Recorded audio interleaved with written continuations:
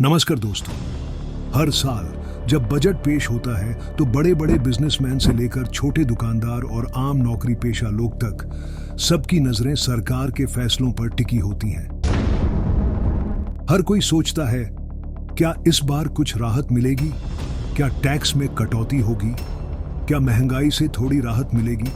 लेकिन सवाल सिर्फ यह नहीं कि सरकार क्या दे रही है, बल्कि यह भी है कि ये बदलाव आम आदमी की जिंदगी पर क्या असर डालेंगे। भारत की इकोनॉमी तो बढ़ रही है, लेकिन क्या इस ग्रोथ में मिडिल क्लास का भी कोई हिस्सा है?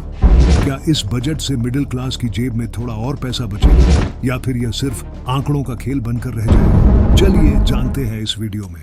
There is more good news for the Indian middle class. I am now happy to announce that there will be no income tax payable up to income of 12 lakh rupees for salaried taxpayers due to the standard deduction of 75,000.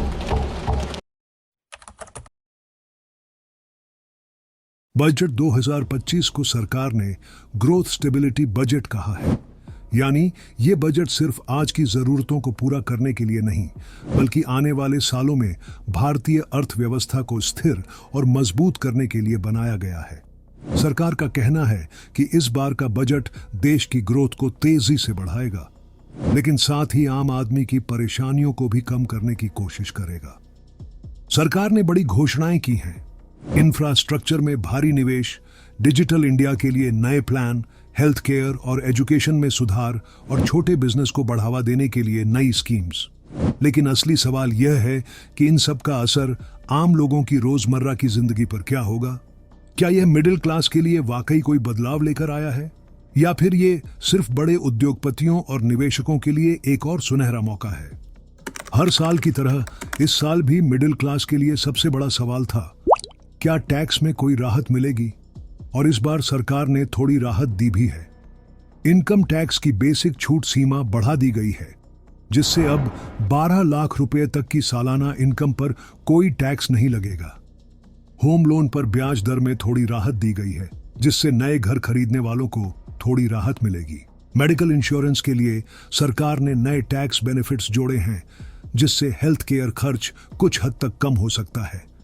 लेकिन महंगाई अब भी एक बड़ी चुनौती बनी हुई है।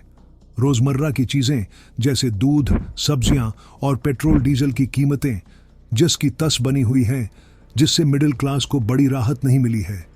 सरकार ने डिजिटल इंडिया और स्टार्टअप्स को प्रमोट करने के लिए कई घोषणाएं की हैं, लेकिन इसका सीधा फायदा आम आदमी को तभी मिलेगा जब नौकरियों की संख्या बढ़ेगी और सैलरीज में सुधार होगा।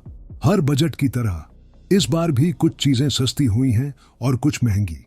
सरकार ने इलेक्ट्रॉनिक्स और मेड इन इंडिया प्रोडक्ट्स पर टैक्स कम किया है, जिससे मोबाइल, लैपटॉप और घरेलू सामान थोड़े सस्ते हो सकते हैं। लेकिन लग्जरी गाड़ियों, इंपोर्टेड सामान और सिगरेट जैसी चीजों पर टैक्स बढ़ा दिया गया है। सवाल यह है कि क्या इससे आम आदमी को कोई फर्क पड़ता है? शायद नहीं। असली चुनौती तो रोजमर्रा की चीजों के दामों को कंट्रोल करना है, ताकि हर महीने की सैलरी ज्यादा दिनों तक चले। बजट 2025 को लेकर सरकार ने बड़े बड़े वादे किए हैं, लेकिन इसका असली असर अगले कुछ महीनों में दिखेगा। अगर नई नीतियां सही तरीके से लागू की गईं, तो आने वाले समय में महंगाई कम हो सकती है, नौकरियां बढ़ सकती हैं और मिडिल क्लास को थोड़ी राहत मिल सकती है।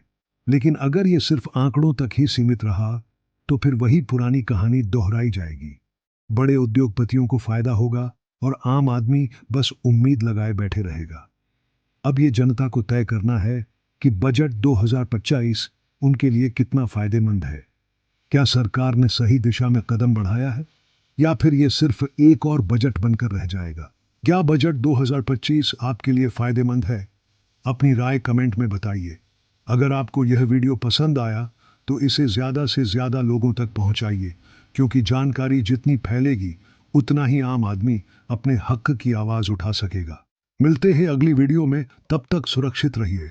जय हिंद।